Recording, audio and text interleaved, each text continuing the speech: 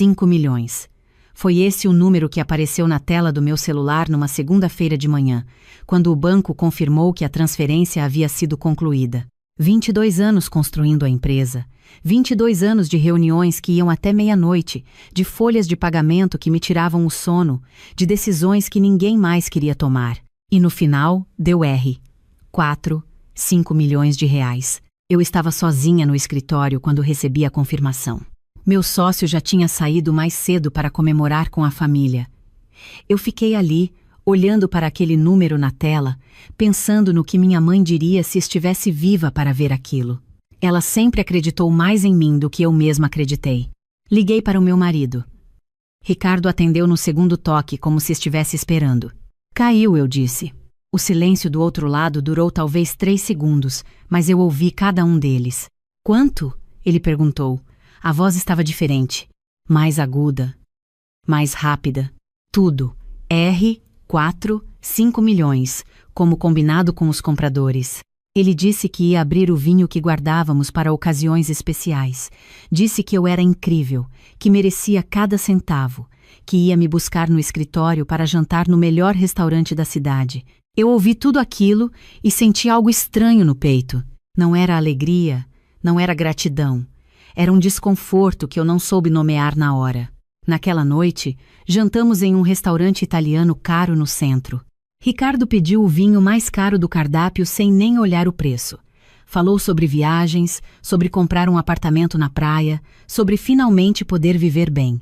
Eu comi meu risoto em silêncio, concordando com acenos de cabeça, observando aquele homem que eu conhecia há 16 anos e que naquele momento parecia um estranho. 12 dias depois, ele chegou em casa com uma pasta. Era uma terça-feira.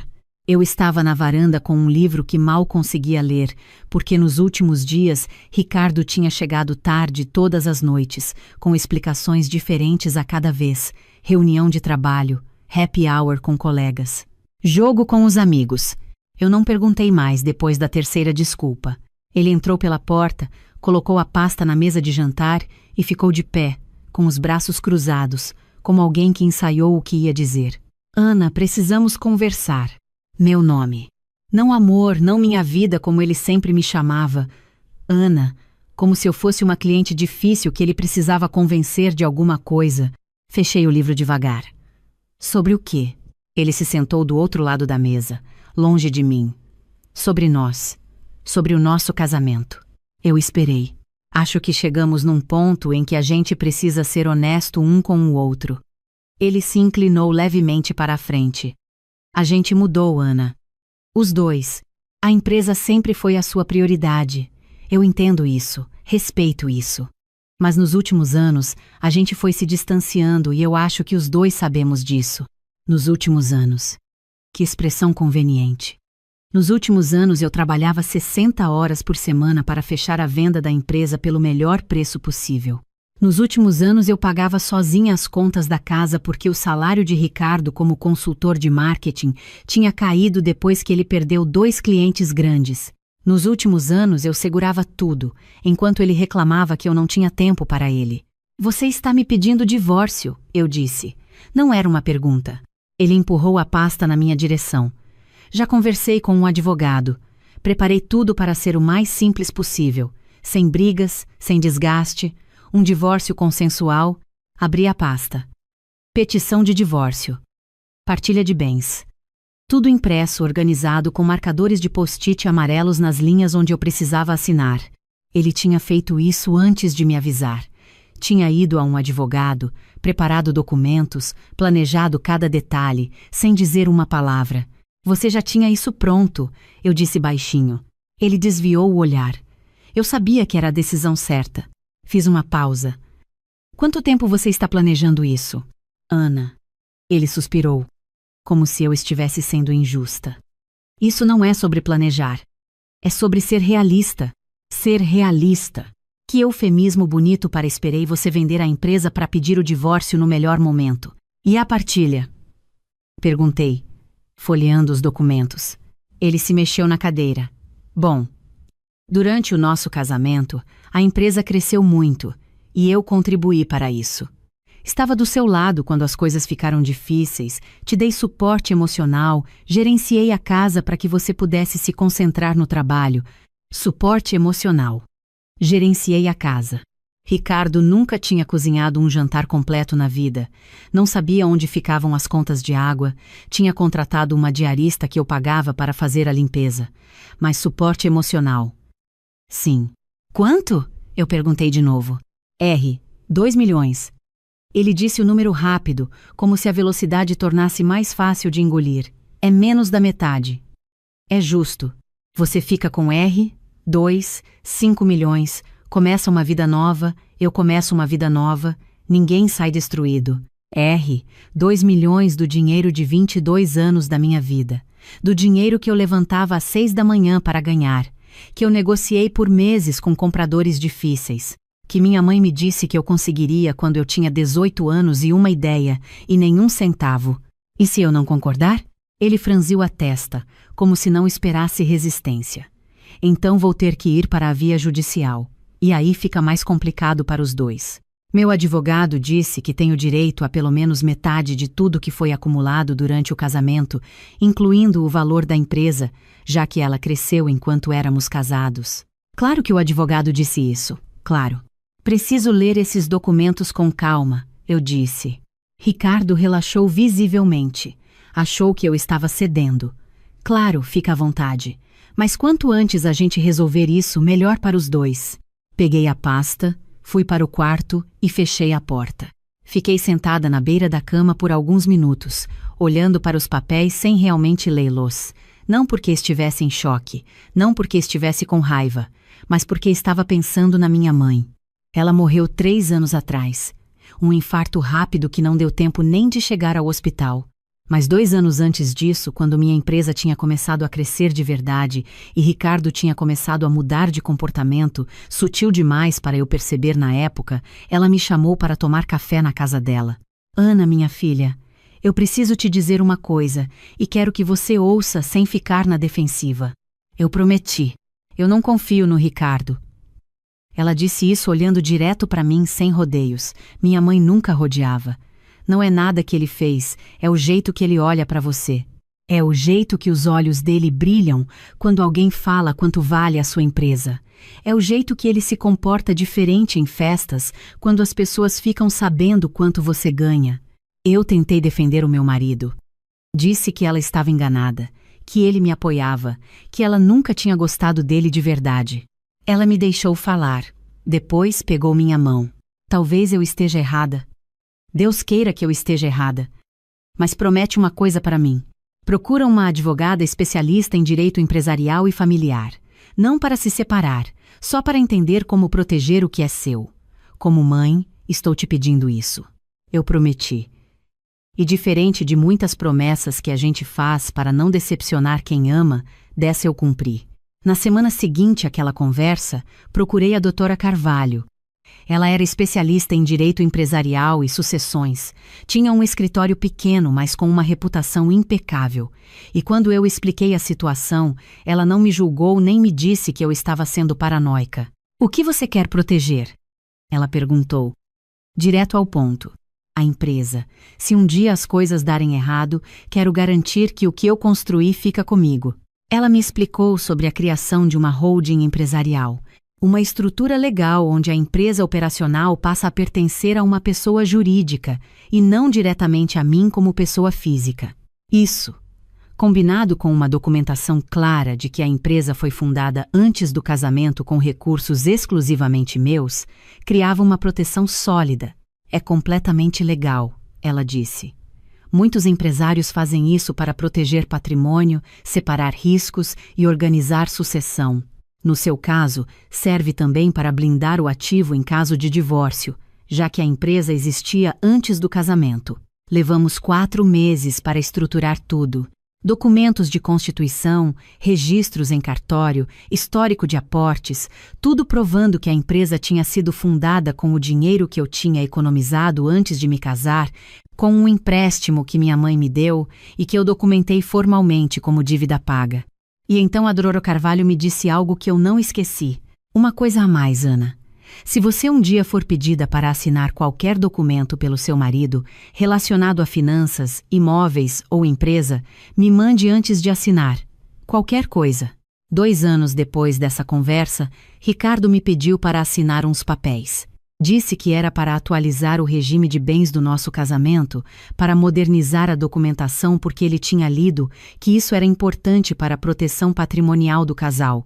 Eu peguei os documentos, sorri, disse que ia ler com calma e mandei tudo para a doutora Carvalho naquela mesma tarde. Ela me ligou em 40 minutos. Ana, esses documentos não são atualização de nada. O seu marido está tentando criar uma declaração retroativa de comunhão universal de bens, o que daria a ele direito à metade de tudo que você possui, incluindo a empresa. Eu fiquei parada na linha, processando. Se você assinar isso, ele passa a ter direito legal à metade da empresa e de qualquer valor que ela gere no futuro, incluindo uma venda. O que eu faço? Não assina. E a gente acelera a consolidação da holding. Não assinei. Disse para Ricardo que o advogado dele precisava revisar uns termos antes, que eu tinha algumas dúvidas técnicas. Ele ficou irritado por 2 dias, depois não falou mais no assunto. Eu nunca perguntei o que aconteceu com esses documentos. Agora, sentada na beira da cama com a pasta de divórcio nas mãos, eu entendi tudo. Peguei o celular e mandei mensagem para a doutora Carvalho. Ele trouxe os papéis de divórcio. Pode falar agora? Ela ligou em menos de 1 minuto. Já estava esperando, ela disse. Ele quer 2 milhões. Alega que a empresa cresceu durante o casamento com suporte dele. Conte-me tudo o que está nos documentos. Li cada cláusula para ela. Ela ficou quieta, escutando, e eu imaginei que estava fazendo anotações. Quando terminei, ela disse: Ana, esses documentos que ele preparou têm um problema muito sério para ele. Ok. Na cláusula 7, ele incluiu uma declaração de que cada cônjuge renuncia a qualquer direito sobre bens, participações societárias e ativos empresariais do outro para garantir que você não pudesse reivindicar nada do patrimônio dele no futuro. Ela fez uma pausa. O que ele não percebeu é que isso inclui a empresa dele renunciando aos direitos sobre a sua empresa. Ele está literalmente assinando a renúncia do direito que quer reivindicar. Fiquei olhando para a parede do quarto. E a holding? Eu perguntei. A holding está perfeita. A empresa não está no seu nome como pessoa física. Está no nome da empresa holding, que foi constituída com documentação clara de que os recursos são anteriores ao casamento. Mesmo sem essa cláusula idiota que ele incluiu, ele não teria direito a nada. Então, ele não recebe nada? Os bens do casal. Sim. A casa, que está nos 2 nomes. As economias da conta conjunta que vocês têm, que são bem menores. O carro que está no nome dos 2. Isso é tudo que ele tem direito. A empresa, a holding, o valor da venda, nada disso. Quanto daria o que ele tinha direito? Eu fiz o cálculo mentalmente. A casa estava financiada. O valor de mercado menos o saldo devedor daria uns 180 mil para cada um. A conta conjunta tinha pouco mais de 40 mil. O carro era velho. No total, Ricardo ia sair do casamento com talvez 210 mil. Não 2 milhões. 210 mil. Posso assinar os documentos dele? Eu perguntei. Pode. Assine exatamente o que ele preparou. Não mude nada. Não acrescente nada. Os documentos dele são a melhor coisa que aconteceu para você nessa situação. Voltei para a sala com a pasta debaixo do braço. Ricardo estava no sofá, mexendo no celular. Levantou os olhos quando me viu. Leu tudo? Li. Sentei na poltrona, abri a pasta e peguei uma caneta. Tudo bem, Ricardo. Podemos resolver isso de forma civilizada. Ele não esperava isso. Eu via pela expressão, aquela mistura de surpresa e alívio, e uma centelha de algo que parecia arrogância. Aquele brilho de quem acha que ganhou. Fico feliz que você esteja sendo racional sobre isso, ele disse. Racional? Claro. Assinei o primeiro documento. Só uma pergunta, eu disse, sem levantar os olhos do papel. Tem outra pessoa? Silêncio. Depois. Ana. É uma pergunta simples. Sim, ele disse baixo. Conheci alguém. Faz uns 8 meses. Ela me fez perceber que o nosso casamento não estava funcionando. 8 meses. Enquanto eu estava em São Paulo negociando a venda da empresa, enquanto eu chegava em casa às 11 da noite exausta e ele dizia que estava preocupado comigo, havia 8 meses que ele estava com outra. Ela sabe do dinheiro? Eu perguntei, assinando o segundo documento. Isso não tem nada a ver com... Ricardo. Eu parei de assinar e olhei para ele. Você pode ser honesto agora. Não tem mais nada a perder com a honestidade. Ele desviou o olhar. Não respondeu. Mas não precisou. Assinei o terceiro documento, e o quarto, e o quinto. Fechei a pasta e empurrei na direção dele. Pronto! Ele pegou a pasta com uma expressão que tentava ser gentil, mas era só alívio mal disfarçado. Obrigado por entender, Ana. Eu sei que não é fácil. Não precisa me agradecer. Ele foi para o quarto buscar roupas. Ouvi o som das gavetas abrindo e fechando, o zíper da mala, o barulho de cabides no armário. Em 20 minutos ele voltou com 2 malas e uma bolsa. Na porta, parou. O advogado disse que leva uns 10 dias úteis para processar tudo. Você vai transferir minha parte logo que o processo for concluído? Falaremos com nossos advogados, eu disse. Ele saiu. Ouvi o elevador chegar, as portas fechando, o silêncio se instalando no apartamento. Fiquei sentada ali por um tempo sem fazer nada.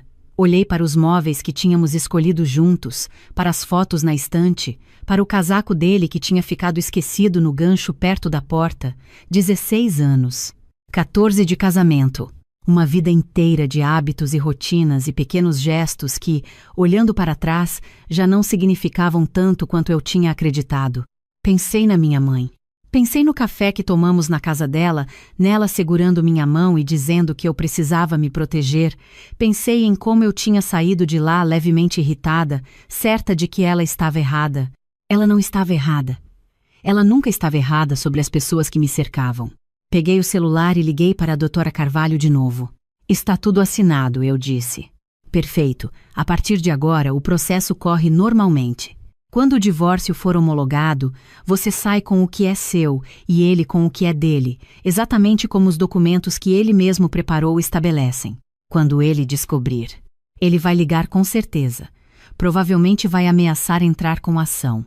O advogado dele vai dizer que não tem caso, porque cada vírgula desse processo foi preparada por ele mesmo ou com consentimento dele. Ela fez uma pausa. Ana, você está bem? Pensei por um segundo. Estou. Estou estranhamente bem. Naquela noite dormi mais cedo do que tinha dormido em meses. Nos dias seguintes, Ricardo mandava mensagens de vez em quando, sempre com o mesmo tom levemente impaciente de alguém que está esperando um cheque que não chega. Perguntava como eu estava, dizia que esperava que estivéssemos resolvendo tudo de forma madura, lembrava dos prazos. Eu respondia com mensagens curtas, cordiais, sem dar abertura. No 5º dia, ele apareceu em casa para buscar mais coisas. Veio com ela. Eu abri a porta e me deparei com Ricardo e uma mulher de talvez 30 e poucos anos, bem vestida, com aquele tipo de postura de quem está tentando parecer mais confortável do que está. Ana, essa é a Viviane. Viviane me estendeu a mão. Oi. Desculpa pela situação. Tudo bem, eu disse. Entram. Eles entraram. Vi os olhos de Viviane passeando pelo apartamento, parar na estante de livros, descer para os móveis, subir para o teto. Ela estava avaliando, calculando, imaginando. Ricardo foi para o quarto. Viviane ficou em pé na sala, fingindo olhar pela janela. É um apartamento lindo, ela disse. Obrigada. Ricardo me contou que vocês vão vender. Interessante. Ricardo tinha contado. Ainda não decidimos nada sobre o apartamento. Ela virou para mim com um sorriso que tinha uma ponta de algo que não era amizade. Você sabe que ele me disse tudo, né? Sobre a venda da empresa, sobre os planos. A gente vai viajar no mês que vem. Já reservamos passagens. Viagem com dinheiro que ainda não tinha chegado na conta dela. Fiz mentalmente o cálculo do que Ricardo ia realmente receber e quase senti pena. Quase. Que bom, eu disse. Viajar é sempre ótimo. Ela olhou para mim por um segundo, tentando encontrar alguma coisa no meu rosto. Mágoa, raiva, ciúme. Não encontrou nada porque não tinha nada para encontrar. Ricardo voltou com uma caixa de livros e mais uma mala. Antes de sair, virou para mim. O advogado disse que semana que vem está tudo pronto para a homologação. Aí você faz a transferência, certo? Minha advogada vai entrar em contato com o seu. Eu disse. Ele piscou. Como assim? A gente não ia resolver direto? Ricardo, você contratou um advogado para preparar os documentos. Eu tenho uma advogada. É mais organizado que as coisas passem pelos profissionais. Ele ficou me olhando por um segundo, e pela primeira vez em dias vi uma sombra de dúvida no rosto dele. Só uma sombra pequena, rápida. Depois foi embora. 2 dias depois, minha advogada me ligou. O advogado do Ricardo entrou em contato comigo. Ela disse, com aquele tom tranquilo de quem já sabia o que ia acontecer. Quer saber o cronograma da transferência. E você disse? Disse que vamos seguir exatamente o que está estabelecido nos documentos que o cliente dele preparou. Uma pausa. Ele ficou quieto por uns 10 segundos depois disso. Eles ainda não leram direito os próprios documentos? Ao que parece, não. Ou leram, mas não entenderam as implicações. Amanhã de manhã, vou enviar o detalhamento da partilha conforme estabelecido pelos documentos que Ricardo assinou. Naquela noite, enquanto eu estava assistindo a um filme que mal conseguia acompanhar, meu celular tocou. Ricardo. Não atendi. Tocou de novo. Não atendi. Veio uma mensagem. Ana, preciso falar com você urgente. Meu advogado disse que tem algum problema nos documentos. Problema? Que curioso. Não respondi. Na manhã seguinte, deixei a doutora Carvalho lidar com tudo. Ela me atualizou mais tarde. O advogado dele passou a manhã tentando encontrar uma brecha. Não tem. Cada documento foi preparado pelo Ricardo ou assinado voluntariamente por ele. A holding estava constituída antes de qualquer processo de negociação com os compradores. A documentação de origem dos recursos é sólida. Não há o que questionar. Ele vai tentar entrar com alguma ação? Ameaçou. Mas quando o advogado percebeu que a base seria contestar documentos que o próprio cliente preparou, acho que a conversa ficou difícil para os dois. 3 dias depois, Ricardo ligou de um número diferente. Atendi. Ana. A voz estava diferente, sem a segurança de antes. Eu preciso que você me explique o que está acontecendo. O que você quer saber especificamente? O advogado disse que eu só tenho direito à metade dos bens do casal. Casa, carro, conta conjunta. Mas e a empresa? E o dinheiro da venda? A empresa estava na holding antes de você apresentar qualquer proposta de divórcio. E os documentos que você preparou incluem uma cláusula de renúncia a participações societárias e ativos empresariais do outro cônjuge. Silêncio. Você sabia? A voz saiu em um tom diferente agora. Mais baixa. Você sabia o tempo todo. Eu assinei exatamente o que você me deu, Ricardo. Cada linha daqueles documentos foi escrita ou aprovada pelo seu advogado. Você não pode fazer isso. Eu tenho planos. Eu fiz promessas para... Ele parou. Para a Viviane. Ele tinha feito promessas para a Viviane. Ricardo, a minha mãe me disse uma vez que a melhor proteção que uma mulher pode ter é conhecer seus direitos antes de precisar deles. Fiz uma pausa. Eu ouvi minha mãe. Ele ficou quieto por um longo momento. Depois desligou. As ligações continuaram por alguns dias. Depois as mensagens. Depois o silêncio.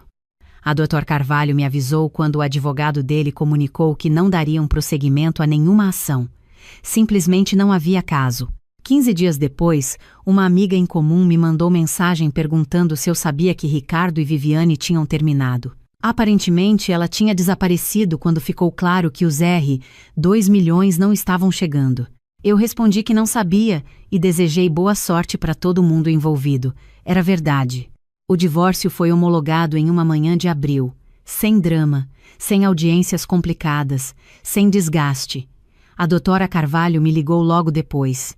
Está encerrado, Ana. Fiquei sentada no escritório ouvindo aquelas palavras e tentando identificar o que eu estava sentindo. Não era alegria da forma que eu esperava. Era mais parecido com alívio. Como tirar um peso que você carregava há tanto tempo que esqueceu que o peso estava lá. Obrigada, eu disse. Por tudo. Desde o começo. Sua mãe era uma mulher muito sábia. Sorri. Era a pessoa mais inteligente que eu conheci na vida. Alguns meses depois, fui ao cemitério. Era um sábado de manhã, céu parcialmente nublado, aquela luz difusa que faz tudo parecer mais suave. Levei flores do campo, que eram as preferidas dela. Limpei a lápide, organizei o vaso, sentei no banco de pedra ali perto. Fiquei um tempo sem dizer nada. Depois falei baixinho, como a gente fala quando sabe que provavelmente ninguém além de você está ouvindo, mas diz mesmo assim porque precisa. Você tinha razão, mãe. Sobre tudo. Como sempre. O vento mexeu nas flores, uma folha passou flutuando. Obrigada por não me deixar ignorar o que você via. Obrigada por insistir quando eu não quis ouvir. Obrigada por me ensinar que se proteger não é desconfiança, é amor próprio. Fiquei ali por mais um tempo, deixando os pensamentos passarem sem tentar organizá-los. Pensei nos 22 anos construindo a empresa do zero, nas noites sem dormir, nas decisões difíceis, nas vezes que quase desisti. Pensei nos 14 anos de casamento, nas partes boas que existiram, nas viagens, nas risadas, nas manhãs de domingo com café e jornal. Pensei no momento que vi os olhos de Ricardo brilharem de um jeito diferente quando ouviu o número. Não sentia raiva, sentia uma espécie de clareza, aquela clareza que só vem quando a poeira baixa e você consegue ver as coisas pelo que realmente são. Ricardo não era um vilão de história. Era um homem que tinha escolhido o caminho mais fácil e acreditado que podia tomar o que não era dele porque ninguém estaria prestando atenção. Ele errou o cálculo. Nos meses que se seguiram, fiz o que havia prometido para mim mesma no dia que a venda fechou. Parte do dinheiro foi para um fundo de investimento bem estruturado. Outra parte foi destinada a uma iniciativa de apoio a mulheres empreendedoras. Algo pequeno no começo, mas que a doutora Carvalho me ajudou a formalizar. Quando minha mãe estava viva, ela sempre dizia que o dinheiro ganho com trabalho honesto tem obrigação de fazer mais do que ficar parado. Voltei a trabalhar. Não precisava financeiramente, mas precisava de outra forma. Assumi uma consultoria para pequenas empresas que queriam crescer sem perder o que tinham construído. Ironicamente, parte do trabalho era justamente ajudar empresários a estruturar proteções patrimoniais. Eu sabia do que estava falando. Certa tarde, uma cliente nova entrou no meu escritório. 38 anos, dona de uma pequena empresa de tecnologia que estava crescendo rápido, casada há 7 anos. Ela sentou na cadeira à minha frente e, antes mesmo de abrir a pasta que trouxe, disse: "Minha mãe me disse para vir falar com você." Eu me recostei na cadeira e cruzei as mãos. "Então sua mãe é uma mulher sábia", eu disse. "Me conta tudo. Há coisas que você aprende com o tempo e coisas que você só aprende quando precisou. Eu aprendi que não existe contradição entre amar alguém e se proteger. Que confiar em uma pessoa não significa abrir mão de documentar o que é seu. Que a mulher que pensa no pior cenário quando tudo está bem não é pessimista, é responsável. Aprendi que a herança mais valiosa que minha mãe me deixou não foi nenhuma quantia de dinheiro. Foi uma conversa em uma tarde de domingo, uma xícara de café, uma mão segurando a minha e uma voz que disse: "Promete que vai se proteger." Prometi. Cumpri. E se você está lendo isso com uma empresa que construiu, com um patrimônio que levou anos para juntar, com uma vida que depende do que você criou, não espere uma conversa de domingo para agir. Não espere alguém aparecer com uma pasta. Procure uma advogada, entenda seus direitos, organize seus documentos quando não precisa deles, porque quando você precisar, vai ser tarde demais para preparar o que deveria ter preparado antes. Seu futuro não começa no dia que algo dá errado. Começa no dia que você decide que merece ser protegido. E você merece. Sempre mereceu.